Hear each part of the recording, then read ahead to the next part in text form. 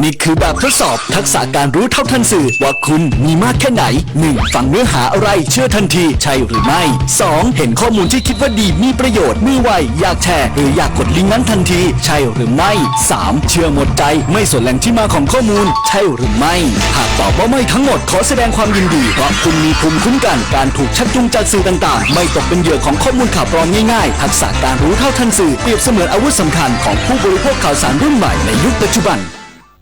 รัฐบาลพร้อมเปิดให้ประชาชนลงทะเบียนโครงการเติมเงิน 10,000 บาทผ่านดิจิทัลวอลเล็ตวันนี้เป็นวันแรกเริ่มตั้งแต่เวลา 8 นาฬิกาเป็นต้นไปนายชัยวัชรงค์โฆษกประจำสำนักนายกรัฐมนตรีเปิดเผยว่าวันนี้เป็นวันแรกที่จะเปิดให้ประชาชนลงทะเบียนโครงการเติมเงิน 10,000 บาทผ่านดิจิทัลวอลเล็ตสำหรับผู้ที่มีสมาร์ทโฟนเริ่มตั้งแต่เวลา 8 นาฬิกาเป็นต้นไปส่วนผู้ที่ไม่มีสมาร์ทโฟนจะเปิดให้ลงทะเบียนในรอบถัดไปตั้งแต่วันที่ 16 กันยายน ถึง 15 ตุลาคม 2567 ณ สถานที่ที่รัฐบาลกำหนดซึ่งจะมีการแจ้งระบุสถานที่อย่างเป็นทางการอีกครั้งโดยจะต้องใช้บัตรประชาชนในการใช้จ่ายและต้องตรวจสอบคุณสมบัติสถานะบุคคลตามทะเบียนบ้านกระทรวงยุติธรรมเร่งแก้ปัญหาหนี้สินให้แก่ลูกหนี้ทั่วประเทศผ่านกระบวนการยุติธรรมและการไกล่เกลี่ยหนี้มุ่งหวังสร้างวิถีแห่งความเป็นธรรมนายเสกสรรสุขแสงอธิบดีกรมบังคับคดีเปิดเผยว่าพันตำรวจเอกทวีสอดส่องรัฐมนตรีว่าการกระทรวงยุติธรรมให้ความสำคัญในการช่วยเหลือแก้ไขปัญหาหนี้ของประชาชนด้วยการจัดงานมหกรรมแก้หนี้สร้างวิถีแห่งความเป็นธรรมในหลายพื้นที่เพื่อช่วยเหลือประชาชนที่มีภาระหนี้สินต่างๆได้แก่หนี้กยศ.หนี้บัตรเครดิตหนี้สินเชื่อส่วนบุคคลหนี้เช่าซื้อรถยนต์ให้สามารถเข้าถึงกระบวนการยุติธรรมได้อย่างสะดวกและไม่มีค่าใช้จ่ายรวมถึงสามารถแก้ไขปัญหาหนี้ได้อาทิการไกล่เกลี่ยหากเจ้าหนี้และลูกหนี้สามารถเจรจาไกล่เกลี่ยเป็นผลสำเร็จจะทำให้ไม่ถูกบังคับคดีหรือในกรณีที่ได้บังคับคดียึดทรัพย์ไว้แล้วจะสามารถงดการบังคับคดีไว้ทรัพย์สินที่ถูกยึดจะได้ไม่ต้องนำออกขายทางนี้กรมบังคับคดีขอเชิญชวนประชาชนที่มีปัญหาหนี้สินเข้าร่วมงานซึ่งในเดือนสิงหาคมจะมีการจัดงาน5ครั้งประกอบด้วยโรงแรมแกรนด์ริชมอนด์จังหวัดนนทบุรีและโรงแรมเฮอริเทจเชียงรายโฮเทลแอนด์คอนเวนชั่นจังหวัดเชียงรายในวันที่3สิงหาคมโรงแรมเรือรัศดาจังหวัดตรังวันที่16สิงหาคมโรงแรมสยามริเวอร์รีสอร์ทจังหวัดชัยภูมิและโรงแรมดีเอ็มเพลสจังหวัดเชียงใหม่ในวันที่17สิงหาคมนี้ชวิสาประทุมมารายงานสมาคมผู้ส่งออกข้าวไทยเปิดเผยสถานการณ์ส่งออกข้าวของไทยช่วง6เดือนแรกของปีนี้เพิ่มขึ้นจากปีก่อน23%ร้อยตำรวจโทเจริญเหล่าธรรมทัศน์นายกสมาคมผู้ส่งออกข้าวไทยเปิดเผยถึงสถานการณ์การส่งออกข้าวไทยในช่วง6เดือนแรกว่าเป็นไปได้ด้วยดีจำนวนการส่งออกข้าวอยู่ที่ 5,777,526 ตันเพิ่มขึ้นจากปีก่อน23%โดยข้าวที่มีปริมาณการส่งออกมากที่สุดคือข้าวขาวมีการส่งออกอยู่ที่ 2,957,000 ตันเพิ่มขึ้นจากปีก่อน40%สำหรับประเทศที่มีการนำเข้าข้าวจากประเทศไทยมากที่สุดคือประเทศอินโดนีเซียโดยมีการนำเข้าข้าวจากไทยอยู่ที่ 1,40,000 ตันซึ่งในปี 2567 ประเทศไทยมีการตั้งเป้าหมายส่งออกข้าวไว้ที่ 8,200,000 ตันโดยมีมูลค่ากว่า 100,000 ล้านบาทนอกจากนี้สมาคมผู้ส่งออกข้าวไทยยังได้มีการคาดการณ์แนวโน้มการผลิตและส่งออกข้าวของประเทศที่สำคัญว่าในปี 2568 ประเทศจีนจะเป็นประเทศที่มีการผลิตข้าวมากที่สุดเป็นอันดับที่1โดยประเทศไทยนั้นอยู่ในอันดับที่6สำหรับประเทศอินเดียจะเป็นผู้ส่งออกข้าวมากที่สุดเป็นอันดับที่1และประเทศไทยเป็นอันดับที่2พัชระนันตั้งไพบูลย์รายงานป้องกันและบรรเทาสาธารณภัยจังหวัดเลยแจ้งเตือนประชาชนเฝ้าระวังเหตุการณ์น้ำท่วมฉับพลันน้ำป่าไหลหลากและดินโคลนถล่มในพื้นที่เสี่ยงตลอดจนเตรียมความพร้อมรองรับสถานการณ์อุทกภัยปี 2567 นายกฤษแก้วทองหลางหัวหน้าสำนักงานป้องกันและบรรเทาสาธารณภัยจังหวัดเลยเปิดเผยว่าในห้วงนี้สภาพอากาศในพื้นที่จังหวัดเลยมีฝนตกสะสมต่อเนื่องโดยคาดการณ์7วันข้างหน้าจะมีปริมาณฝน40%ถึง 60% ของพื้นที่พร้อมแจ้งเตือนให้ประชาชนเฝ้าระวังเหตุการณ์น้ำท่วมฉับพลันน้ำป่าไหลหลากและดินโคลนถล่มบริเวณที่ลาดเชิงเขาใกล้ทางน้ำไหลผ่านในพื้นที่อำเภอนาแห้วอำเภอด่านซ้ายและอำเภอภูเรือโดยสำนักงานป้องกันและบรรเทาสาธารณภัยจังหวัดเลยได้เตรียมความพร้อมรองรับสถานการณ์อุทกภัยปี 2567 เฝ้าระวังและติดตามสถานการณ์ตลอด 24 ชั่วโมงเตรียมพร้อมความช่วยเหลือประชาชนอย่างรวดเร็วเมื่อเกิดภัยปณภัทรแสงสีเรืองสวทเลยรายงานครับจบข่าวประเทศธาระอ่านรับฟังข่าวครั้งต่อไปเวลา 7 นาฬิกา ข่าวที่นำเสนอไปแล้วได้ที่ www.thainews.prd.go.th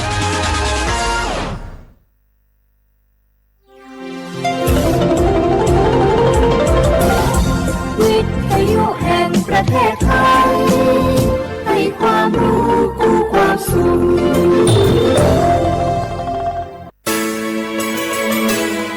สถานีวิทยุกระจายเสียงแห่งประเทศไทยจังหวัดเชียงใหม่ AM 1476 กิโลเฮิรตซ์สถานีวิทยุภาคภาษาชาติพันธุ์แห่งเดียวในประเทศไทยที่มีความทันสมัยเชื่อถือได้สร้างอัตลักษณ์กลุ่มชาติพันธุ์สู่สากล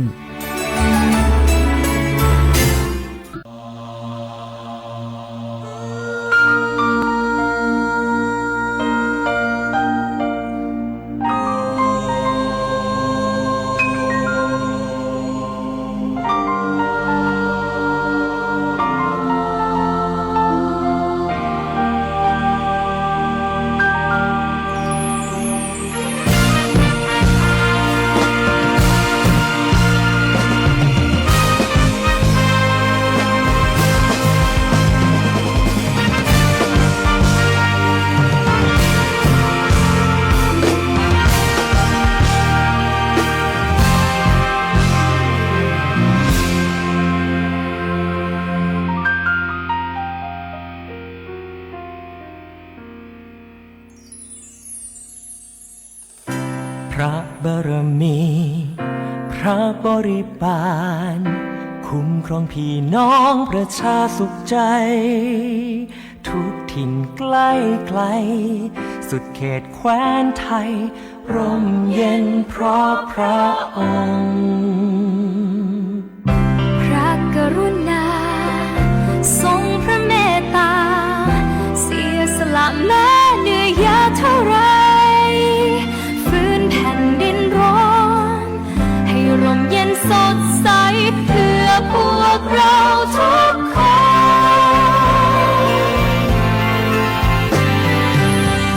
ลูกจึงขอน้อมเกล้าน้อมกระหม่อมใต้ฝ่าละอองธุลีพระบาทจะตอบแทนรักด้วยภักดี จะเป็นคนดีด้วยหัวใจจะดูแลบ้านนี้ให้สวยสดใสตอบแทนพระกรุณาที่มีอย่างท่วมท้นร้อยดวงใจพ้องพี่น้องไทยให้ธงไตรรงค์นี้คงอยู่บุญของแผ่นดินนี้ที่มีพระองค์คุ้มภัยเปรียบดังหัวใจของแผ่นดิน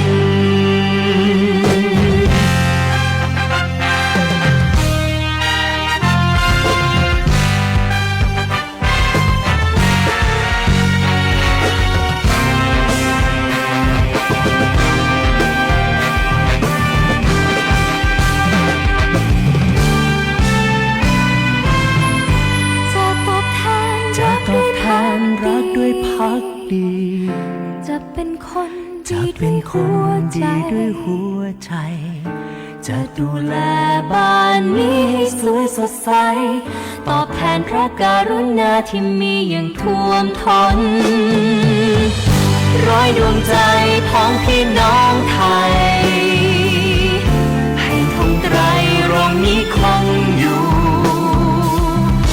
บุญของแผ่นดินนี้ที่มีพระองค์คุ้มภัยเปรียบดัง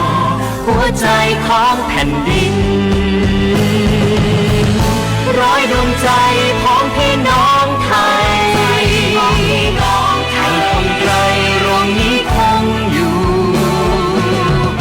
บุญของแผ่นดินนี้ที่มีพระองค์คุ้มภัยเปรียบดังหัวใจของแผ่นดิน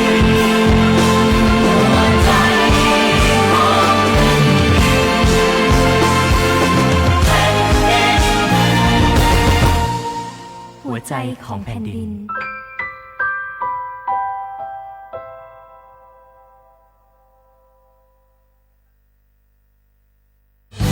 ร้อยดวงใจพ้องพี่น้องไทยให้ธงไตรรงค์นี้ค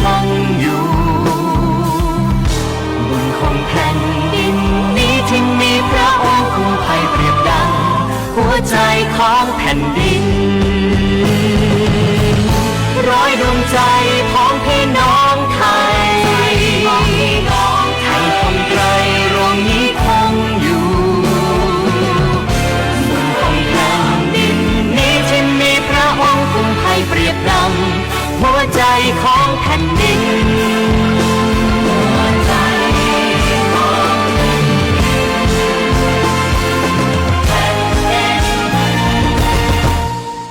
หัวใจของแผ่นดินบทอาเสรวาทวันคล้ายวันพระบรมราชสมภพพระบาทสมเด็จพระเจ้าอยู่หัว28 กรกฎาคม 2567น้อมประนตบังคมแทบเบื้องบาทในโอกาส6 รอบพระชนสาพระบาทสมเด็จพระวชิรเกล้าจอมราชาทั้งภาราทั่วทิศจิตเปรมปรีในมหามงคลละสมัยมาบรรจบน้อมนบเทวาทุกราศี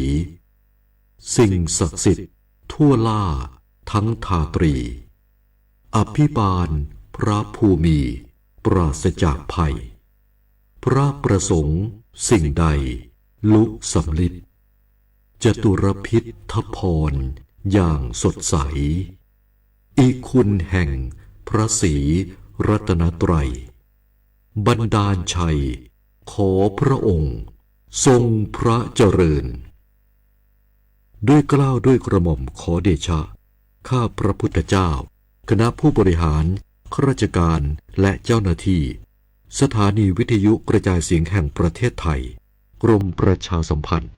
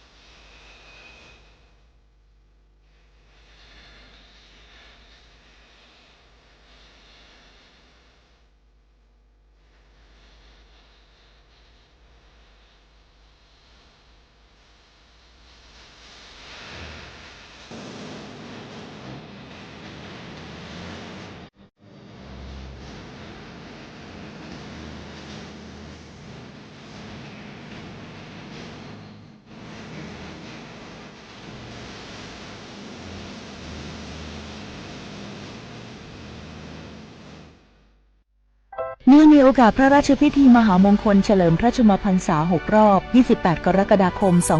2567 เพื่อแสดงความจงรักภักดีแด่พระบาทสมเด็จพระเจ้าอยู่หัวขอเชิญชวนประสบกนิกรชาวไทยพร้อมใจกันสวมใส่เสื้อสีเหลืองร่วมพิธีจุดเทียนถวายพระพรชัยมงคลในวันที่ 28 กรกฎาคมนี้เวลา 19:19 นาทีส่วนกลางณบริเวณท้องสนามหลวงและส่วนภูมิภาคตามสถานที่ที่แต่ละจังหวัดกำหนดทั่วประเทศ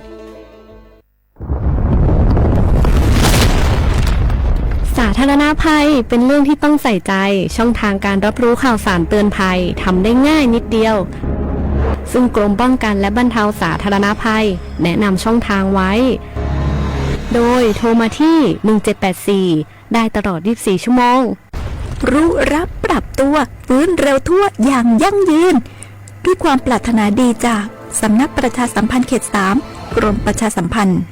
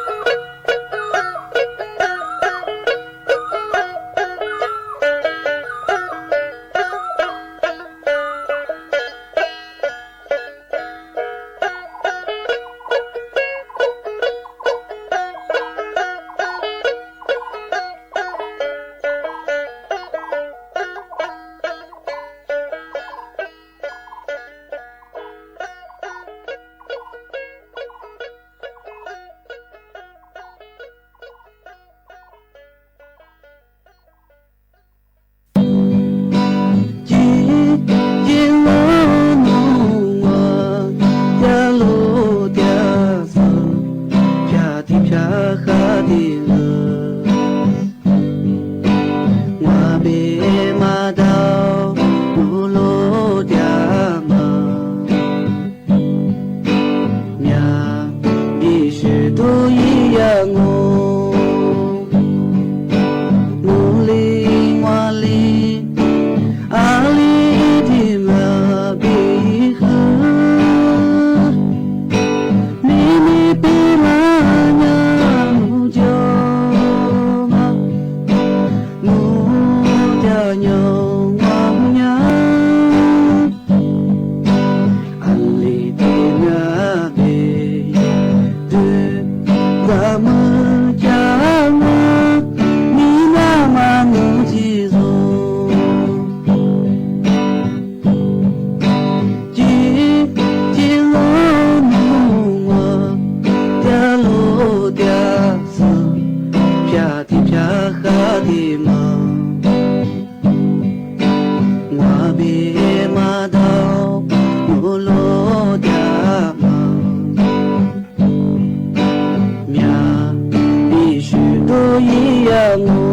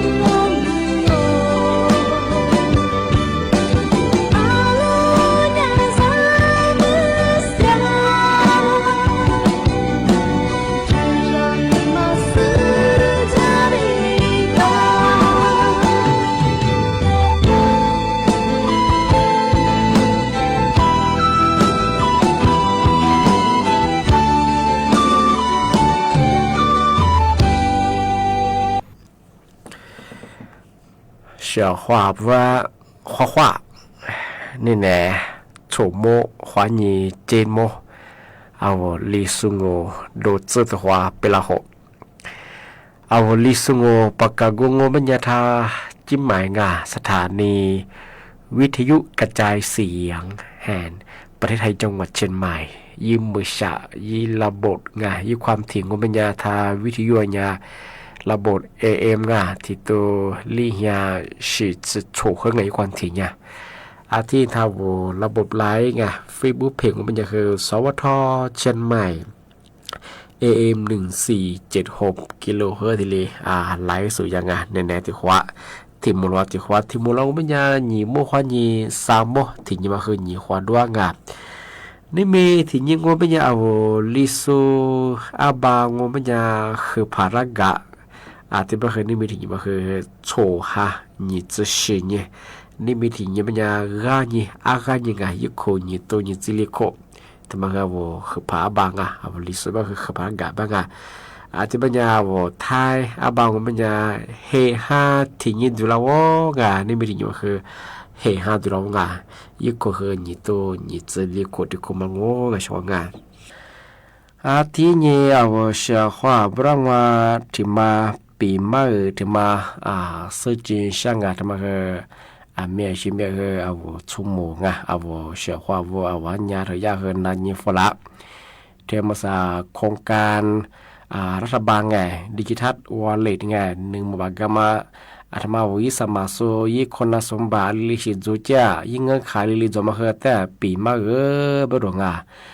ชั่วโมงยาคือติดกันตัวคือแท่งหัวคือนันนามาโตถูวิมากุสูจวบเป็นยังแต่ปีมาเป็นไงที่แบงมันยังว่าคือซึ่งเมื่อมันยังไงนั่นแหละแบบที่มูลแบงที่ปีมางาที่ปากกาเยี่ยงยูที่มังเป็นยังเธอคนสมบัติไงเธอโครงการดิจิทัลวอลเล็ตหนึ่งบางสมัครซื้อเฮยี่คนสมบัติลิจัวมังยูที่มังเป็นยังคือยี่มีกว่าทางยังบ้าจูสุงยี่มาที่มังเป็นยังยี่สมัครซุงเป็นยังคือสัญชาติไทยจัวสิงสามารถที่มังว่าไม่ใช่ที่เงินเดือนบับสูงไม่ใช่คือไม่เกินมากุยจะมาคือ40,000 บาทต่อเดือนบับถึงมังที่มังไม่ใช่คือที่ยี่สามารถสูงไม่ใช่ซื้อโชโคกับโปเดียมังซื้อโชโคบริบูรณ์ที่มังว่าไม่ใช่รายได้ที่คงมันจะ150,000 บาทมากุยเจ๊บ้างยี่สามารถสูงที่มังว่าเป็นแบบว่าเงินฝากว่าป่ะเงินฝากกับธนาคารพาณิชย์แบบสถานการเงินหรือว่าโนบันธนาคารมาจากคนหัวพระฝากแล้วมันยังคือพระปู่หลวงคงมันยัง100,000 บาทมาคุยจีเบ้ช่วงไงปีข้อง100,000 บาทมาคุยยังคือ20คือบอกว่าคือหน้างานที่นี่เธอช่วงแบบกุ้ยมันรายได้ต่อปีติดโคมา150,000 บาทมันคือคุยจีบงปีข้อพักคุยก็คือ20คือลาบอกว่าช่วงที่มังไม่ยังยี่สมาสุงไม่ยังเป็นยังคือว่าไม่เป็นผู้ที่อยู่ระหว่างโทษจำคุกในเรือนจำว่าปีข้อสุดคดีก็คือมาสัญญาคดีสู้จางชื่อคือติดคุยมาจากจะมาคือสมัยมันได้ใช่ไงที่มังไม่ยังก็ลาถือโครงการต่างๆไม่ว่าจะเป็นโครงการคนละครึ่งดวงบัตรสวัสดิการที่เชียงใหม่รัฐบาลโครงการอยู่โซนที่เงาบอกว่าเงื่อนไขชุดใบเงาแล้วว่าเอาสิมาโดนล่างง่ายอยู่ไม่เคยมาเคยเนี่ยมาว่าไม่เชียงใหม่มาเคยสมัยมันนางอาจจะแบบไม่ใช่ความงานที่ว่าแบบก็ลาเพียงอย่างเคยยี่คนสมบัติงานเท่ายี่สมัครโซทีมบัตรกำลังแต่มาคือมาปีขว้างดูสิพม่าจูเป็นยังคือสมัยน่างที่แบงงเป็นยังลิทิญมาสมาแบงสมัครมังเป็นยังเฮฮาทีนี้ก็คือนี่มีทีนี้มาหัวช่วงไงนี่มีก็คือที่เนี่ยแปะโมเนี่ยกับพวกว่านี่มือขาที่ว่า5 ทุนสเปซช่วงที่สมัครส่วนงานที่ปัญญาที่กรุงโทรศัพท์มือถือ โจซุงสมาร์ทโฟนโจซุงปัญญาเอาสันมาลงทะเบียนผ่านกว่าแอปพลิเคชันยิ้มมิวปัญญาคือแอดทางรัฐบ้าชิงอาทิปัญญามาโทรศัพท์มือถือโจซุงปัญญาสามารถดาวน์โหลดได้Play Store บางก็คือ App Store ยิ่งดาวน์โหลดอยู่ช่างเอาดาวน์โหลดนั่นมาคือ2ระบบระบบ Android มันก็คือระบบiOS ยิ่งดาวน์โหลดอยู่ช่างดาวน์โหลดก็ยังไม่ครับคือยิ่งโหลดไปที่หน้างานมันคือวันที่1สิงหาคมนี้กู้หา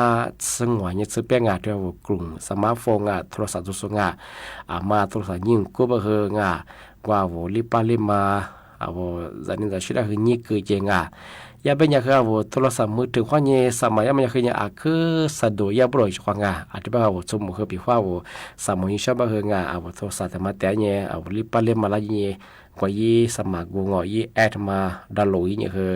มีเฉยๆทีเดียวรถบีชงอย่าเวลาเกิดมาคือลาเหตุหาข้อนี้ที่กู้หาสมวนอย่างสุดทีเดียวรถบีเยอะที่บ้างไม่ใช่ของการเทมุสมาใส่เจ้าไม่ใช่คือกลุ่มมิชาชี้แก๊งคอสินเตอร์มาคือจอยอย่าคือช่วยโอกาสช่วงที่รัฐบาลนโยบายที่จะคือย่าเอารัฐโทรฝรั่งยิงงอนหนึ่งถ้าอำเภอเฮียเขายิงโทรฝรั่งงอนหนึ่งต่อคอรมองอนหนึ่งต่อกระทรวงการงบประมาณเขายิงโทรฝรั่งมาสั่งหน่วย20ที่เรียกว่าอาจจะแบบมันได้กว่าโนข้อความว่ามันก็ชื่อว่าหน่วยอะไรว่ายิลิงโซฝรั่งนึกว่านี่เดี๋ยวนี้มียืนยันตัวยิ่งมันไม่ยังไงว่าที่โซฝรั่งเชียงกันอาทิตย์เป็นยังไงว่ามาที่พัฒน์จงเป็นยังไงมาคือถ้าจุดจ่างที่เรียกว่าเป็นยังไงชุบเป็นยังไงรัฐบาลนโยบายที่ชิมมาโจเบจกว่านโยบายที่ชิมมาโจรัฐบาลไม่เชื่อมันยังไงเอาที่กรุงเอาที่หลักสูตรพวกมันที่หลักสูตรโทรศัพท์มือถือโจสูตรพวกมันยังไงว่าสมัยบางรถมีเยอะมากคือกว่าป่ะหอยี่แอปพลิเคชันอีไอมิวก็คือทางรัฐกุติกา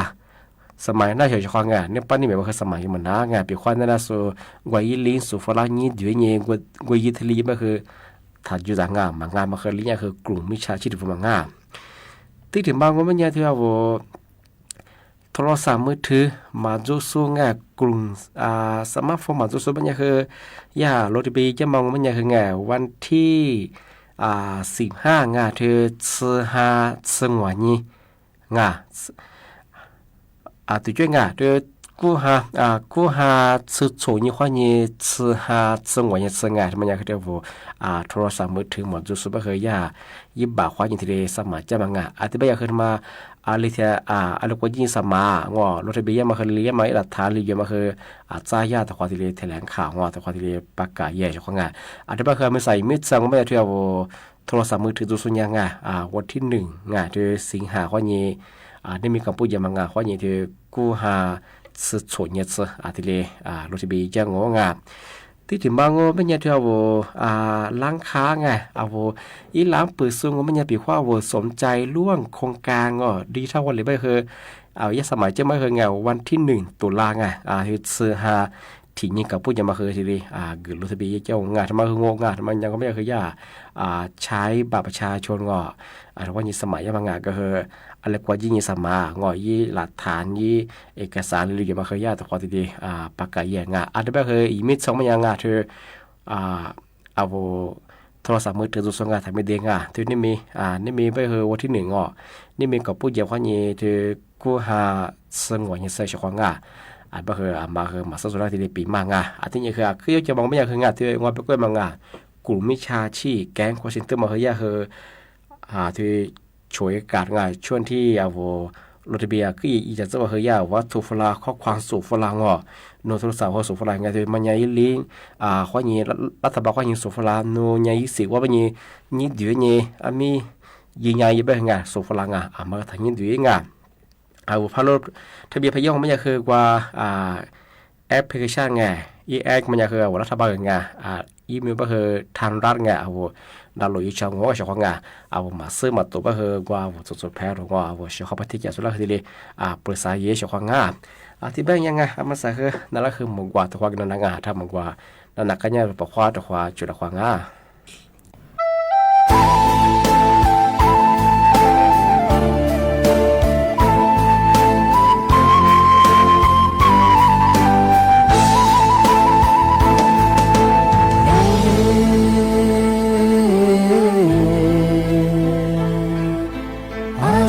ที่คือมีความงา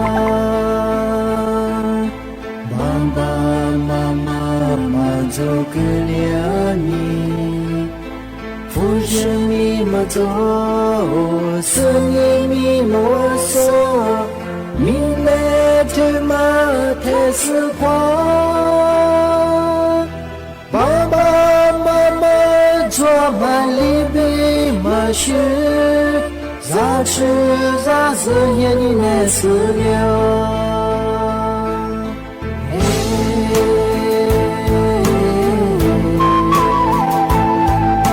阿姆我是要你呀，妈这个呀你，我你妈妈叫，也早说我做你。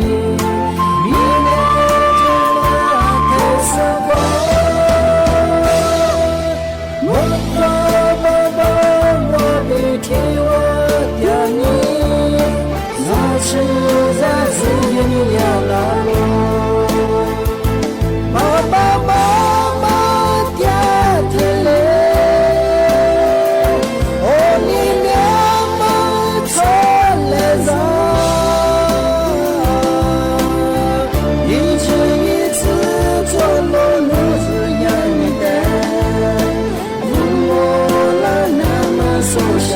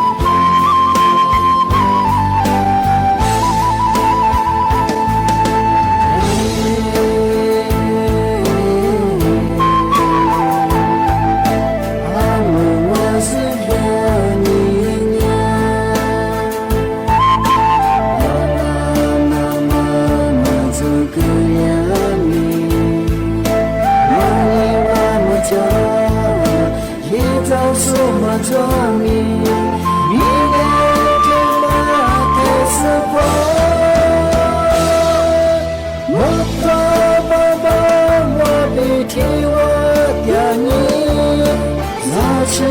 在自己你要老路，爸爸妈妈爹爹嘞，哦你俩们错了啥？一次一次做路路子让你带，问我了那么受伤的，爸爸妈妈。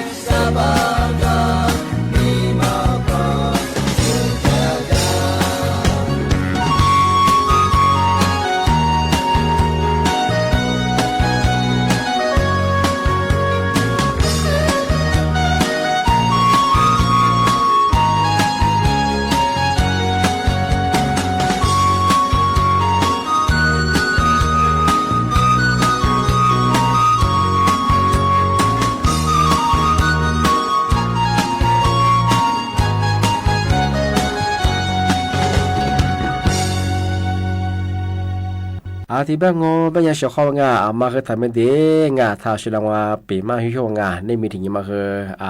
ยิวถึงยี่มางาเที่ยวลงทะเบียนเนี่ยมาโครงการ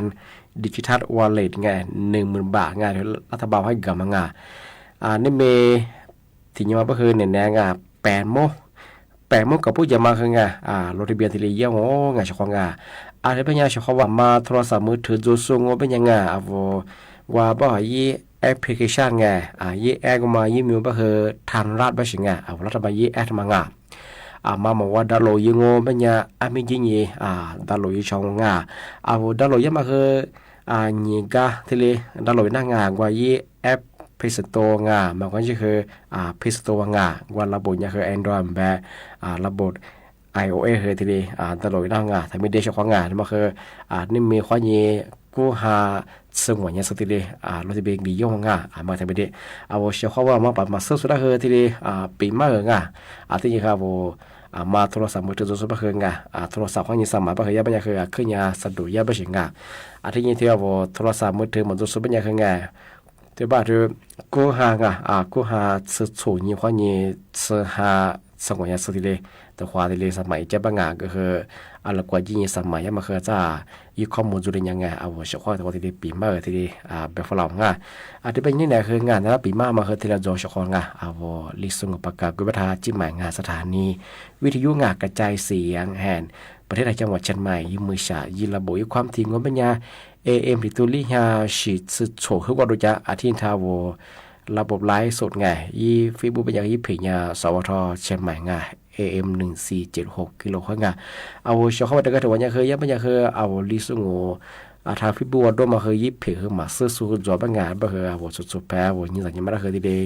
นี่เกิดกดไลค์กดแชร์ช่องงานนั่นแหละคือบ่โม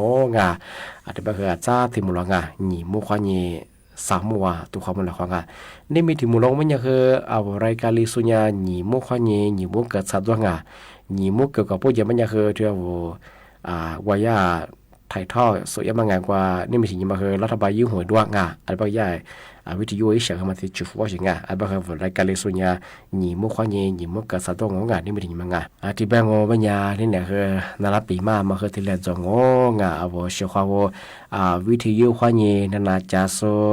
ถ้าฟิบูขวานี่ตัวนี้สุดแล้วคือบ่โมนั่นแหละคือจะชีจอมาผู้จะชีจะขวาคือว่าจริงมีจะคือแล้วก็เยอะคือว่าจะว่าดูเจ๊ที่เนี่ยคือด้วยคือแล้วก็เยอะคือยีอะไรเยอะคือกับข้อกุ้ยจริงอาชีพเยอะคือไปเปลี่ยนยี่กุ้ยเจ๊ที่เนี่ยคือเมื่อสัปดาห์คือมือฮาลีจะยังมาก็เดี๋ยวมาดูแลสุขภาพยี่สิบของแต่ก็ตัวบ้าคือมือฮาลีงัวจะมาเช้าจะบ้าคือเจ้าของอากาศคือปลือปลาบ้าคือเจ้าร่างกายคืองัวปรับตัวมาไทยบ้าคืออาจจะกดเดี๋ยวก็มีนาลาบ้าคือชิดเจ้าบางอย่างมากดเดี๋ยวมากว่าเฉยๆของอะไรบางอย่างจะที่มุลหนีมุขวานี่หนีมุเกิดความมุลของข้อสวัสดีครับ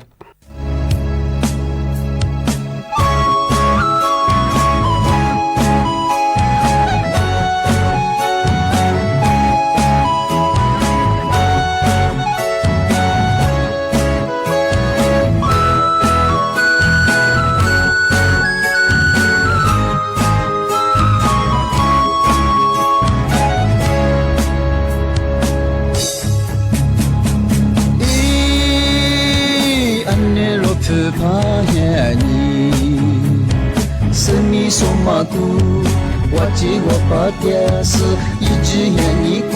夜了，记不多咋个去做 KK， 我把他把的是哟耶耶，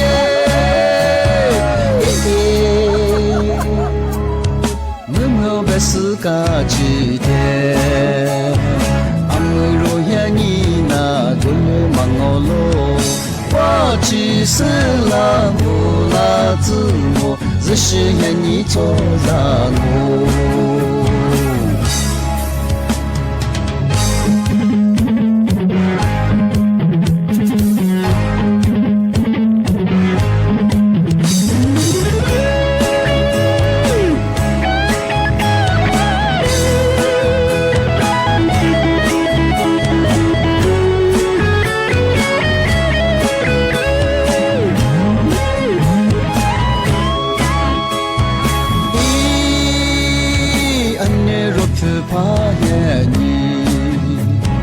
seni somaku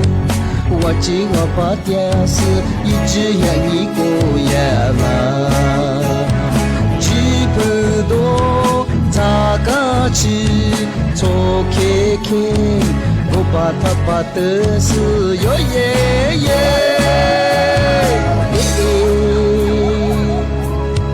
너무 베스까지 돼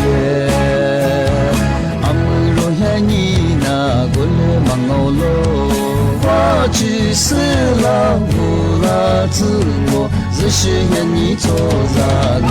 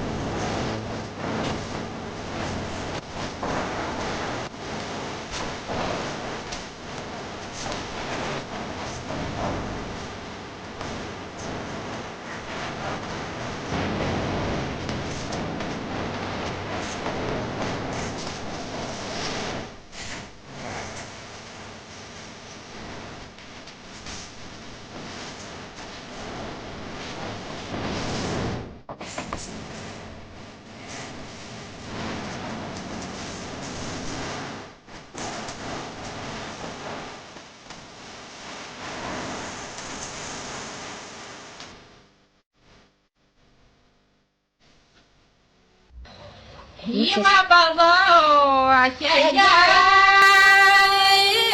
一子年三子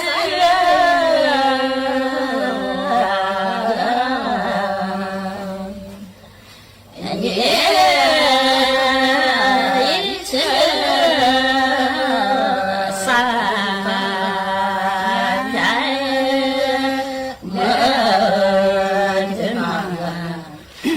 nhìn đàn nông sơ sập chân đàn nông cô Ý mà bà đó à tôi nhé mà đàn mà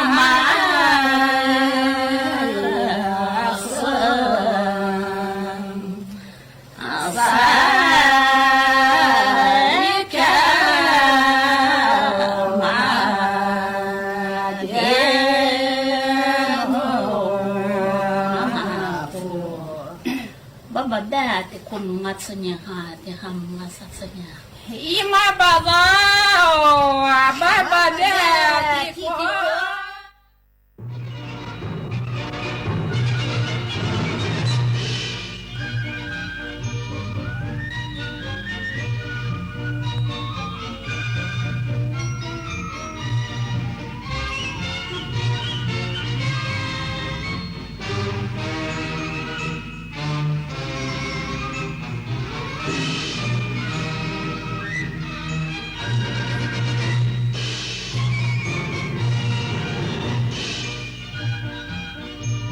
ที่นี่สถานีวิทยุกระจายเสียงแห่งประเทศไทยต่อไปเสนอข่าวซึ่งมีหัวข้อข่าวดังนี้กองทัพเรือเริ่มฝึกซ้อมรูปขบวนเรือพยุหญาตราทางชลมารในแม่น้ำเจ้าพระยาวันนี้เป็นวันแรกรัฐบาลพร้อมเปิดให้ผู้ที่มีสมาร์ทโฟนลงทะเบียนเข้าร่วมโครงการเติมเงิน 10,000 บาทผ่านดิจิทัลวอลเล็ตด้วยแอปพลิเคชันทางรัฐเป็นวันแรกสหรัฐแสดงความกังวลต่อความขัดแย้งในภูมิภาคตะวันออกกลางที่อาจทวีความรุนแรงขึ้นหลังผู้นำฝ่ายการเมืองของกลุ่มฮามาสถูกลอบสังหารรัชนกอินทนนท์ชนะมือ3ของโลกจากไต้หวันเข้ารอบ8คนสุดท้ายในการแข่งขันแบดมินตันโอลิมปิกปารีสเกมประเภทหญิงเดี่ยวต่อไปเป็นรายละเอียดของข่าวสารคดีเฉลิมพระเกียรติชุดประชาราษฎร์สดุดีจากน้ำพระราชหฤทัยของพระบาทสมเด็จพระเจ้าอยู่หัวที่ทรงมีต่อปวงชนชาวไทยรัฐบาลจึงได้ต่อยอดพัฒนาโครงการเฉลิมพระเกียรติ10โครงการสำคัญด้านน้ำป่าคนเพื่อน้อมนำแนวพระราชดำริพระราชปณิธานและพระบรมราโชบายเกี่ยวกับการพัฒนาสิ่งแวดล้อม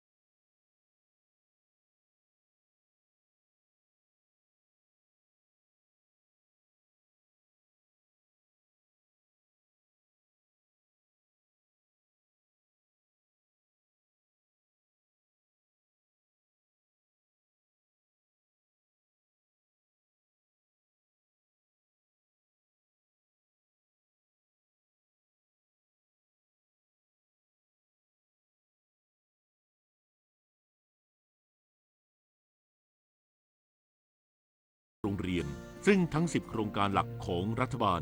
จะดำเนินการอย่างต่อเนื่องไปจนถึงปลายปีนี้เพื่อร่วมกันแสดงความจงรักภักดีและเพื่อยกระดับความเป็นอยู่ที่ดีให้กับประชาชนอย่างยั่งยืน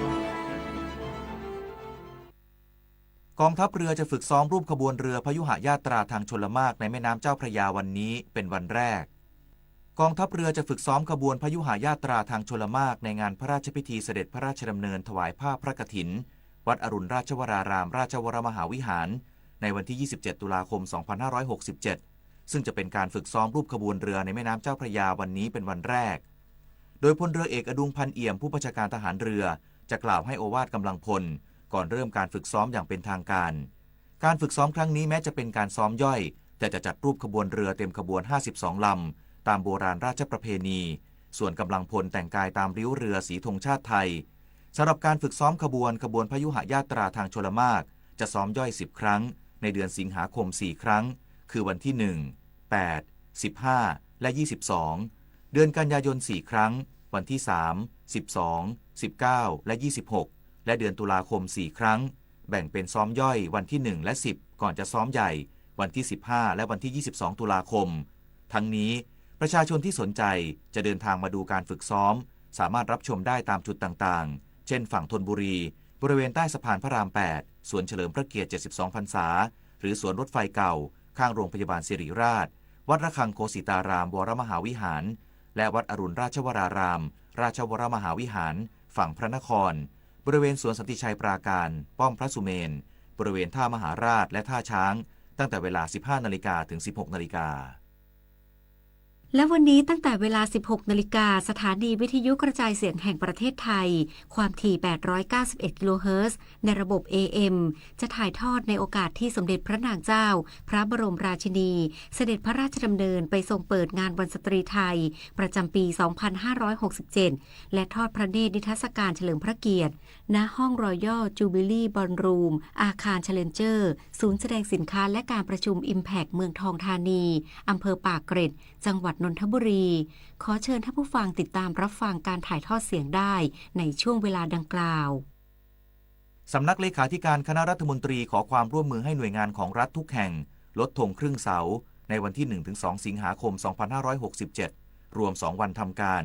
เพื่อไว้อาลัยแด่นายเหวียนฝูจ่องเลขาธิการพรรคคอมมิวนิสต์เวียดนามซึ่งถึงแก่อสัญญกรรมด้วยโรคชราวันนี้เป็นวันแรกที่รัฐบาลเปิดให้ผู้ที่มีสมาร์ทโฟนลงทะเบียนเข้าร่วมโครงการเติมเงิน 10,000 บาทผ่านดิจิทัลวอลเล็ตด้วยแอปพลิเคชันทางรัฐเริ่มตั้งแต่เวลา 8 นาฬิกาเป็นต้นไปพร้อมอำนวยความสะดวกเปิดจุด Walk-in ช่วยลงทะเบียนกว่า 5,000 จุดทั่วประเทศนายชัยวัชรงค์โฆษกประจำสำนักนายกรัฐมนตรีเปิดเผยว่าแอปพลิเคชันทางรัฐพร้อมเปิดให้ผู้ที่มีสมาร์ทโฟนลงทะเบียนเข้าร่วมโครงการเติมเงิน 10,000 บาทผ่านดิจิทัลวอลเล็ตวันนี้เป็นวันแรกตั้งแต่เวลา 8 นาฬิกาเป็นต้นไปหลังจากนั้นเปิดให้ลงทะเบียนได้ตลอด 24 ชั่วโมงและพร้อมอำนวยความสะดวกประชาชนเปิดจุด Walk-in ช่วยลงทะเบียนและสอบถามข้อมูล 4 แห่งหลักรวมกว่า 5,000 จุดทั่วประเทศเริ่มวันที่ 1 สิงหาคมถึง 15 กันยายนนี้ประกอบด้วยศูนย์ดิจิทัลชุมชนที่ทำการไปรษณีย์ธนาคารออมสินธนาคารเพื่อการเกษตรและสหกรณ์การเกษตรหรือธกส.สำหรับผู้ที่ไม่มีสมาร์ทโฟนจะเปิดให้ลงทะเบียนในรอบถัดไปตั้งแต่วันที่ 16 กันยายนถึง 15 ตุลาคม 2567 ซึ่งจะแจ้งสถานที่อย่างเป็นทางการอีกครั้งโดยจะต้องใช้บัตรประชาชนในการใช้จ่ายและต้องตรวจสอบคุณสมบัติสถานะบุคคลตามทะเบียนบ้านทั้งนี้สามารถโทรสายด่วน 1111 ซึ่งพร้อมให้บริการตลอด 24 ชั่วโมงนายเผ่าภูมิโรจนสกุลรัฐมนตรีช่วยว่าการกระทรวงการคลังยืนยันว่าระบบมีความพร้อมและจะไม่ล่มอย่างแน่นอนซึ่งระบบสามารถรองรับการลงทะเบียนได้ 5 ล้านคนต่อวันจากนั้นรัฐบาลจะตรวจสอบข้อมูลทั้งหมดและจะตอบกลับในวันที่ 22 กันยายนนี้เป็นต้นไปทั้งนี้ให้ความมั่นใจว่าแอปพลิเคชันทางรัฐมีความปลอดภัยอย่างแน่นอนและมีระบบรักษาข้อมูลของประชาชนเต็มรูปแบบแต่ต้องบอกว่าแอปทางรัฐเป็นแอปของภาครัฐแล้วก็ดูแลความปลอดภัยโดยกระบวนการทางการปลอดภัยที่ได้มาตรฐานระดับสูงสุดแล้วก็มีการตรวจสอบก่อนเปิดการใช้งานจริงอันนี้ด้วยทางสกมช.ทุกระบบเป็นระบบที่มีการรักษาข้อมูลความปลอดภัยของพี่น้องประชาชนเต็มรูปแบบอยู่แล้วถ้าสมมุติมี call center มีอะไรต่างๆโทรไปหาท่าน